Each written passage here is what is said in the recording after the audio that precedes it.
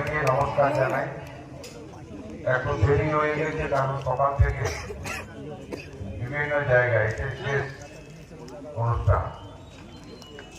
জাতীয় পতাকাকে স্যালুট জানিয়ে, সম্মান জানিয়ে পতাকা উত্তোলনের মাধ্যমে আজকে দিনটি আমরা খুব সম্মানের সঙ্গে, শ্রদ্ধার সঙ্গে শহীদদেরকে যেমন স্মরণ করছি, তেমনি আজকে বিভিন্ন স্কুল, বিভিন্ন ক্লাব, কলেজ, সব জায়গায় খুব ঘটা করে